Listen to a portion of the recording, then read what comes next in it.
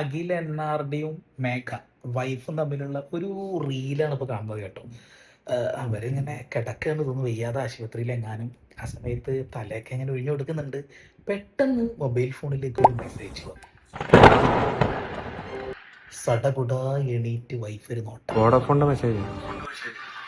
ഓഹ്, എത്ര വയ്യാതെ കിടക്കുകയാണെന്നുണ്ടെങ്കിലും മൊബൈലിലേക്ക് ഒരു മെസ്സേജ് വന്നു കഴിഞ്ഞാൽ ചാടി എണീക്കുന്ന ഭാര്യ. സംശയമൊന്നുമില്ലല്ലോ അല്ലേ? അവസാനം എന്തായി? ഹ, ടമാർ പടാർ. Okay, secret agent Sai Akhil NRDയെ വിളിച്ചപ്പോൾ അദ്ദേഹം പറഞ്ഞ കുറച്ച് കാര്യങ്ങളുണ്ട്. അദ്ദേഹം അത് പുറത്ത് വിട്ടിട്ടുണ്ട്. നമുക്കതൊന്ന് കാണാം. ഞാൻ ഈ കല്യാണം അറ്റൻഡ് ചെയ്തൊരു വ്യക്തിയാണ്. 2020 ലാസ്റ്റ് 21 മുതലൊക്കെ അത്യാവശ്യം നല്ല രീതിയിലുള്ള ഒരു ഫ്രണ്ട്ഷിപ്പ് ഞാൻ അഖിൽ NRD ആയിട്ട് കീപ്പ് ചെയ്യുന്നുണ്ട്. സോഷ്യൽ മീഡിയയിൽ അത്ര ലൗഡ് ആൻഡ് വിസിബിൾ ഒന്നും അല്ല അത്. ബട്ട് റിയൽ ലൈഫിൽ അവൻ എന്തെങ്കിലും ഒന്നുള്ളപ്പോഴോ ഞാൻ എന്തെങ്കിലുമൊക്കെ ചോദിക്കാനൊക്കെ അങ്ങോട്ടും ഇങ്ങോട്ടും നല്ല ബന്ധത്തിൽ വിളിച്ച് സംസാരിക്കുന്ന രണ്ട് വ്യക്തികളാണ് നിങ്ങൾ. അപ്പോൾ കല്യാണമായപ്പോഴും വിളിച്ചിട്ടുണ്ടായിരുന്നു, ഞാൻ പോയിട്ടുണ്ടായിരുന്നു, അറ്റൻഡ് ചെയ്തിട്ടുണ്ടായിരുന്നു. ഞാനും കേട്ട സമയത്ത് ഭയങ്കര ഷോക്കിംഗ് ആയിരുന്നു. എനിക്കും ഭയങ്കര ഷോക്കിംഗ് ആയിരുന്നു. എല്ലാവർക്കും ഷോക്കിംഗ് തന്നെയായിരുന്നു. കാരണം ഈ അഖിൽ NRDയുടെ വീഡിയോ കാണുമ്പോൾ തന്നെ ഏകദേശം ഒരു ഐഡിയ കിട്ടിയിട്ടുണ്ട് നമുക്കൊക്കെ. ആളൊരു പാവത്താനാണ് എന്നുള്ളത് അല്ലേ. പിന്നെ അയാളുടെ ഇന്റർവ്യൂ ആണെന്നുണ്ടെങ്കിലും പല വീഡിയോസ് കാണുമ്പോൾ തന്നെ പക്ക പാവമാണെന്ന് മനസ്സിലാവും. അതേപോലെ തന്നെ നേവി ജോലിയൊക്കെ ഉപേക്ഷിച്ചിട്ട് അത്രമാത്രം തെറികളൊക്കെ കേട്ടിട്ട് ട്രോളുകൾ ഏറ്റുവാങ്ങിയിട്ടാണ് ആള് ഈ സോഷ്യൽ മീഡിയയിൽ നിന്ന് പോയിക്കൊണ്ടിരിക്കുന്നത്. ആ സമയത്ത് ഒരു സിനിമ വരുന്നു, ഒന്നോ രണ്ടോ സിനിമ വരുന്നു, ഒരു സിനിമ അങ്ങ് പൊട്ടി പാളീസാവണ സമയത്ത്, സങ്കടപ്പെട്ടിരിക്കുന്ന സമയത്ത് ഭാര്യ ഒരു ഒറ്റ ഓട്ടം. കൊള്ളാം. ഇവിടെ ഭാര്യ എന്തുകൊണ്ടാണ് പോയതെന്ന് വ്യക്തമായിട്ടുള്ള ഒരു ധാരണ ഇപ്പൊ ആർക്കും ഇല്ല കേട്ടോ. പോലീസ് സ്റ്റേഷനിൽ എന്താണ് NRDക്ക് മറ്റൊരു ആളുമായിട്ട് പ്രണയം ഉണ്ടെന്നോ അവിഹിതം ഉണ്ടെന്നൊക്കെ പറഞ്ഞിട്ടുണ്ടായിരുന്നു ഈ സ്ത്രീ എന്ന രീതിയിലൊക്കെ കുറെ കമന്റുകൾ കാണുന്നുണ്ട്. പക്ഷെ സത്യസന്ധമായ കാര്യമാണെന്ന് പടച്ച തമ്പുരാന് പോലും അറിയില്ല എന്നുള്ളതാണ്. എന്തായാലും സായി അറിഞ്ഞ കാര്യം പറയട്ടെ. ഒരു എൻഗേജ്മെൻറ്റ് കഴിഞ്ഞ അന്ന് മുതൽ നമ്മൾ ഈ കാര്യങ്ങൾ കാണുന്നുണ്ട്. So seems to be a very perfect couple. ഞാനിപ്പോൾ ഈ വീഡിയോ എടുക്കുന്നതിന് മുമ്പും അഖിലിനെ വിളിച്ച് സംസാരിച്ചൊരു വ്യക്തിയാണ്. ഓക്കെ ആയിട്ടിരിക്കുക എന്നല്ലാതെ നമുക്കൊന്നും പറയാനില്ല ഈ വിഷയത്തിൽ. പിന്നെ അഖിലിൻ്റെ ഒരു ക്യാരക്ടർ എങ്ങനെയാണെന്ന് വെച്ചാൽ അഖിൽ ആരും ബ്ലെയിം ചെയ്യില്ല. ഓക്കെ, എസ്പെഷ്യലി ഈ കേസിലൊക്കെ അഖിലിന് പറയാനുള്ളത് എത്രയേ ഉള്ളൂ, പോയൊരു പോയി, കഴിഞ്ഞത് കഴിഞ്ഞു, ലീവ് ഇറ്റ്. പോയവർ പോയി, കഴിഞ്ഞത് കഴിഞ്ഞു. പക്ഷെ ആ നാണക്കേട് ഒരിക്കലും പോകുന്നില്ലല്ലോ. അഖിലിനാണ് ഈ നാണക്കേട് മൊത്തം ഉണ്ടായിട്ടുള്ളത്. ഇവിടെ അഖിൽ എന്തോ തെറ്റ് ചെയ്തത് പോലെയാണ് ആളുകളൊക്കെ പറഞ്ഞുകൊണ്ടിരിക്കുന്നത് അല്ലേ. അതാണ് ഇതിന് മെയിൻ സംഭവം കേട്ടോ. ഒളിച്ചോടി പോയ പെണ്ണല്ല പ്രശ്നം, അഖിലാണ് പ്രശ്നക്കാരൻ. കൊള്ളാം. പിന്നെ ആ ഒരു ചങ്ങാതിയുടെ ഫോട്ടോ നിങ്ങൾ കണ്ടിട്ടുണ്ടോ? ഞാൻ സൈഡിൽ വെച്ചിട്ടുണ്ട്. ഇയാളാണ് സൗന്ദര്യം അല്ലെങ്കിൽ പ്രായം ഇതൊന്നും പ്രണയത്തിനെ ബാധിക്കുന്ന ഒരു വിഷയമല്ല.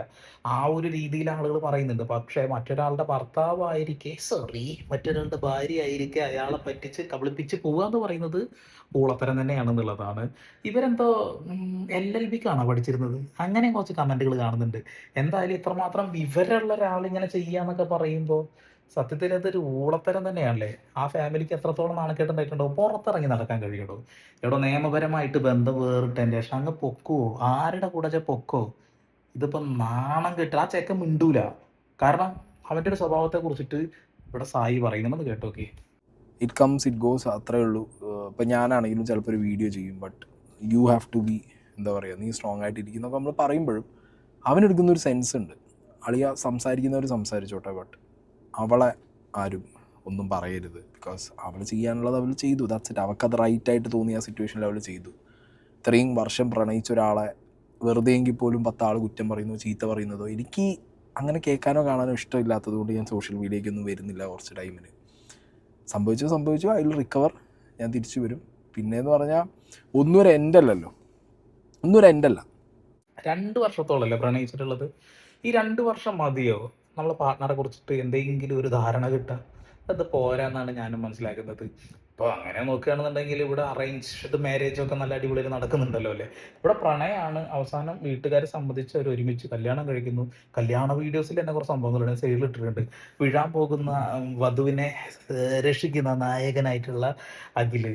പിന്നെ കരച്ചിൽ സഹിക്കാൻ പറ്റാതെ ക്യാമറക്ക് മുന്നിൽ അടക്കി പിടിച്ച് നടക്കുന്ന വധു. ഇതൊക്കെയാണ് ആ വീഡിയോയിലുള്ളത്. എന്തായാലും അത് കൊള്ളാം. ഇവൻ ഇതൊക്കെ ഒക്കെ സമ്മതിച്ചു കൊടുക്കണം. എന്തെങ്കിലും ആയിക്കോട്ടെ, ജീവിതം എൻ്റെ കയ്യിൽ ഇനിയും ഭദ്രാണ്, പോണവരൊക്കെ പോട്ടെ എന്ന രീതിയിൽ പോസിറ്റീവായിട്ട് എടുത്തുള്ളൂ. പക്ഷെ അവനെ നെഗറ്റീവ് അടിക്കാൻ വേണ്ടിയിട്ട് കുറേ ആളുകൾ സത്യത്തിൽ മറ്റാളുടെ ലൈഫാണ് ഇത് എന്നുള്ള ഒരു ചിന്ത പോലും ഇതിൽ കമന്റ് ഇടുന്ന ആളുകൾക്ക് ഇല്ല എന്നുള്ളതാ. അഖിലിന്റെ ലൈഫ് അങ്ങ് കോഞ്ഞാട്ട ആവുകയാണെന്നുള്ള ബോധം പോലും അവർക്കാർക്കും ഇല്ല കേട്ടോ. അല്ല ഞാൻ സീരിയസ് ആയിട്ട് ഇനിയിപ്പോൾ അയാൾക്ക് അറിയുമെന്ന് നമുക്കറിയില്ല ഇത് അഖിലനാർഡിയുടെ ഭാര്യ അല്ലെങ്കിൽ അത് എന്താണെന്നുള്ളത് നമുക്കറിയില്ല. അവർ രണ്ടുപേരും തമ്മിൽ ആ അഖിലനാർഡിയുടെ ഈ മേഘ എന്ന് പറഞ്ഞ കുട്ടി കണ്ടക്ടർ തമ്മിൽ എന്ത് ലൈക്ക് റിലേഷൻ എങ്ങനെയായേ എത്ര ഡെപ്തിലാണ് അത് പോകുന്നത് അതിനെക്കുറിച്ച് നമുക്കൊരു ഐഡിയ ഇല്ല. ബട്ട് അവിടെയും പ്രശ്നം എന്താ പറയുക, ഈ ഒരു റിലേഷൻഷിപ്പിൽ നിന്ന് നമ്മൾ മാറിപ്പോകുമ്പോൾ ഇതൊരു ബ്ലെയിം അല്ല ഞാൻ പറയുന്നത്, ബട്ട് ഒരു റിയൽ മെച്ചൂർ തിങ് മനസ്സിലാക്കേണ്ടത് ആണാണെങ്കിലും പെണ്ണാണെങ്കിലും നമ്മൾ എന്താണെങ്കിലും ഈ റിലേഷൻ കട്ട് ചെയ്യുക, ഒരു റിലേഷൻ കട്ട് ചെയ്യാൻ തീരുമാനിച്ചു. ഇവിടെ നിയമപരമായിട്ട് ഡിവോഴ്സ് എന്ന് പറഞ്ഞ സാധനമുണ്ട്. വീട്ടുകാരോട് സംസാരിക്കാം, ഓക്കെ, നിയമപരമായിട്ടുള്ള കാര്യങ്ങൾ സംസാരിച്ച് അതിന് ഏറ്റവും മോസ്റ്റ് റെസ്പെക്ട്ഫുൾ ആയിട്ടുള്ള രീതി ഒരു റിലേഷൻ ബന്ധത്തിന് പറ്റില്ല. അല്ലെങ്കിൽ അത്രയും ടോക്സിക് ആയിട്ടുള്ള റിലേഷനോ അല്ലെങ്കിൽ നിങ്ങൾ തീർന്നു പോകുന്ന റിലേഷനോ നിങ്ങൾ ഓടി രക്ഷപ്പെടുന്നത് നമുക്ക് വീണ്ടും അത് ഡൈജസ്റ്റ് ആവും. എൻ്റെ അറിവിൽ ഞാൻ അറിഞ്ഞിടത്തോളം അങ്ങനത്തെ ഒരു ടോക്സിസിറ്റി ഒന്നും ഇതിനകത്തുള്ളതായിട്ട് എനിക്ക് ഫീൽ ചെയ്തിട്ടില്ല. അല്ലെങ്കിൽ അറിഞ്ഞ കാര്യങ്ങൾ വെച്ചിട്ട് ഞാൻ കണ്ടിട്ടും കേട്ടിട്ടില്ല.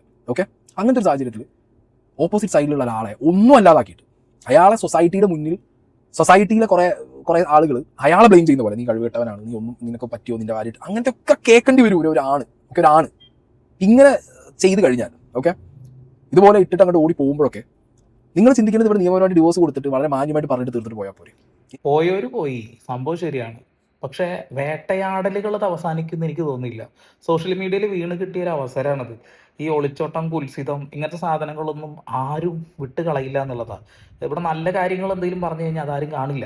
ഇതത് തന്നെയാണ്. ഇപ്പോൾ അഖിൽ NRD ആണ് തെറ്റുകാരൻ എന്ന രീതിയിലാണ് കമന്റ് ബോക്സ് മുഴുവൻ. ഞാൻ പറഞ്ഞല്ലോ, കമന്റ് ബോക്സിൽ ഇവൻ ഗേ ആണെന്ന രീതിയിലും ഇവനെ കൊണ്ട് കഴിയാത്തതാണ് ഇതൊക്കെ എന്നൊക്കെ പറഞ്ഞുകൊണ്ട് കുറേ ഉണ്ട്. ചില ആളുകളുടെ തമ്പനയിൽ നിങ്ങൾ കണ്ടിട്ടുണ്ടാവും. തമ്പനയിൽ എന്താണ് കിളിയുടെ കളി അടിപൊളി അങ്ങനെ എന്തൊക്കെ പറഞ്ഞുകൊണ്ട് വൃത്തികേടുകളുണ്ട് തമ്പനയിലൊക്കെ. പരമാവധി സത്യസന്ധമായിട്ട് നമ്മൾ കറക്റ്റ് ഫാക്റ്റും വിവരവും പുറത്തു വിടുമ്പോൾ അത് കാണാറുണ്ടാവില്ല. എല്ലാവരും പറയും ഇവൻ എന്താണ് ഈ തമ്പനയിൽ വെച്ചിട്ടുള്ളത്, ഇതിൻ്റെ ഉള്ളിൽ എന്താ മറ്റുള്ള കാര്യങ്ങളാണ് വേറെ എന്തൊക്കെയാണല്ലോ എന്നൊക്കെ പറയും. പക്ഷെ നമ്മൾ നല്ല രീതിയിൽ കാര്യങ്ങൾ പറഞ്ഞു കഴിഞ്ഞാലോ അതൊന്നും കാണില്ല. ഇപ്പോൾ ഇത് കൃത്യമായിട്ട് സായി അവരെ വിളിച്ച് അന്വേഷിച്ചിട്ടുള്ള കാര്യങ്ങളാണ് പുറത്തുവിട്ടിട്ടുള്ളത്. സായിയുടെ വീഡിയോക്കാൾ കൂടുതൽ തമ്പനയിൽ നുണ പറയുന്ന ആളുകളുടെയാണ് കാണാൻ ആളുകൾ. കൊള്ളാം. ഒരാളെ ഒരു റിലേഷനിൽ മാറിപ്പോകുമ്പോൾ അറ്റ്ലീസ്റ്റ് ആ വ്യക്തി നമ്മൾ അത്രയും സ്നേഹിച്ചതല്ലേ, അല്ലെങ്കിൽ അത്ര കാലം നമ്മൾ ഒപ്പം ഉണ്ടായിരുന്നല്ലേ എന്നുള്ളൊരു റെസ്പെക്ട് കൊടുത്തിട്ട് പോകുക എന്നുള്ളതൊരു that is A basic thing, very basic thing അല്ലേ. ഞാൻ ആലോചിക്കുന്നത് എന്തൊക്കെ ഫേസ് ചെയ്യേണ്ടി വരും ഈ അഖിൽ NRD എന്ന് പറഞ്ഞൊരു മനുഷ്യൻ, ഒരാണെന്ന് തന്നെ പറയാം, എന്തൊക്കെ ഫേസ് ചെയ്യേണ്ടി വരും, എന്തൊക്കെ രീതിയിലുള്ള കമൻറ്റുകളും സോഷ്യൽ മീഡിയ ഓഡിറ്റിംഗ് ഈ പെണ്ണും ഫേസ് ചെയ്യേണ്ടി വരും. ഇല്ലാന്ന് ഞാൻ പറയുന്നില്ല, കംപ്ലീറ്റ്ലി ആ പെണ്ണിനെ അടച്ചുകൊണ്ട് മറ്റേതാക്കി പറയുന്നില്ല. എനിക്ക് എല്ലാവരും പോലെ അങ്ങനെ ഞാൻ പറയൂല.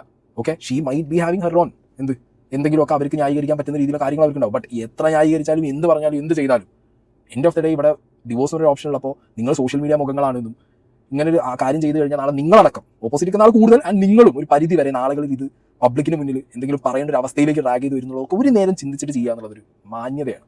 ഓക്കെ, ആ മാന്യത അവർക്ക് താല്പര്യം ഉണ്ടാവില്ലായിരിക്കാം. ചില ആളുകളുടെ സ്വഭാവം അങ്ങനെയാണ്, ഒന്നും പറയാൻ കഴിയില്ല. ഈ വീട്ടിനകത്ത് എന്തെങ്കിലും സംഭവിച്ചിട്ടുണ്ടെന്ന് നമുക്കറിയോ? അറിയില്ല. പിന്നെ താങ്കൾ വിളിച്ച് അന്വേഷിച്ചപ്പോൾ അവർ പറഞ്ഞെന്താ വെച്ചിട്ടുണ്ടെങ്കിൽ പോവച്ച പൊക്കോട്ടെ, ഞാൻ എൻ്റെ ലൈഫ് നോക്കി പോകാൻ നോക്കുക, ഇനി വരും ദിവസങ്ങളിൽ പുതിയ വീഡിയോസും കാര്യങ്ങളൊക്കെ ആയിട്ട് ഞാൻ ലൈഫ് നോക്കി പോകുമെന്ന് പറയുന്നില്ലേ, അതൊരു പോസിറ്റീവ് വൈബാണെന്നുള്ളതാണ്. ആ വൈബിലൂടെ തന്നെ ആൾ പോകണം എന്നുള്ളതാണ്.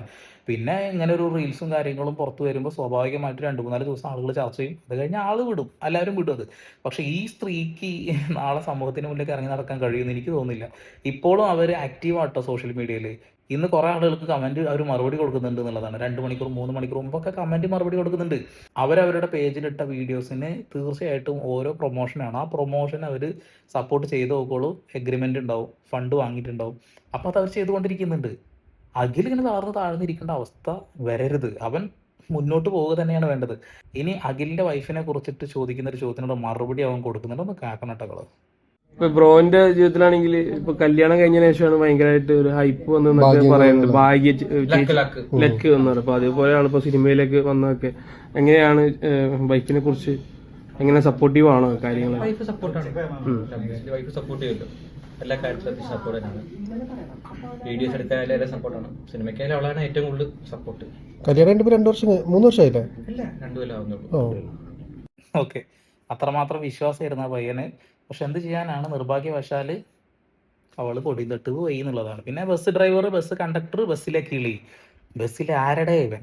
എന്തായാലും നല്ല ഒരു ഇവൻ തന്നെയാണ്. മറ്റൊരാളുടെ ഭാര്യ അടിച്ചു മാറ്റി കൊണ്ടുപോകാനുള്ള ആ ഒരു ത്വരയുണ്ടല്ലോ, ത്വര അത്ര നല്ലതൊന്നുമല്ല. ഇനി ഇവനും ഇവൻ്റേതായിട്ടുള്ള കാര്യങ്ങളൊക്കെ കഴിയുമ്പോൾ എന്താവുമെന്നൊന്നും പറയാൻ കഴിയില്ല കേട്ടോ. ഡിസ്പോസിബിൾ ഗ്ലാസുകൾ ഒരുപാട് റോഡ് സൈഡിൽ കാണുന്നുണ്ട്. അങ്ങനെയൊന്നും അതൊന്നും കാണല്ലേ എന്ന് ഞാൻ ആഗ്രഹിക്കുന്നു. സൗന്ദര്യം, പ്രായം ഇതൊന്നും പ്രണയത്തിന് ഒരു ഇതുള്ള കാര്യമൊന്നുമല്ല. പക്ഷെ മറ്റാളുകളുടെ ഭാര്യ അവരെ കൊണ്ടുപോവുക, അല്ലെങ്കിൽ മറ്റാളുടെ ഭർത്താവ് അവരെ പിന്നാലെ പോവുക, ഇതൊക്കെ ഊളത്തരാണ്. ഈ ഊളത്തരം അവസാനിപ്പിക്കണം എന്ന് മാത്രമേ പറയുന്നുള്ളൂ. അഖിൽ NRDയുടെ കൂടെ സപ്പോർട്ടായിട്ട് എല്ലാവരും ഇപ്പം നിൽക്കുന്നുണ്ട്. എന്താണ് എല്ലാവരും ചേർന്നുകൊണ്ട് ഒരു പുരുഷനെ എങ്ങനെ ചവിട്ടി താഴ്ത്തുന്നത്? അത് അവസാനിപ്പിക്കുക.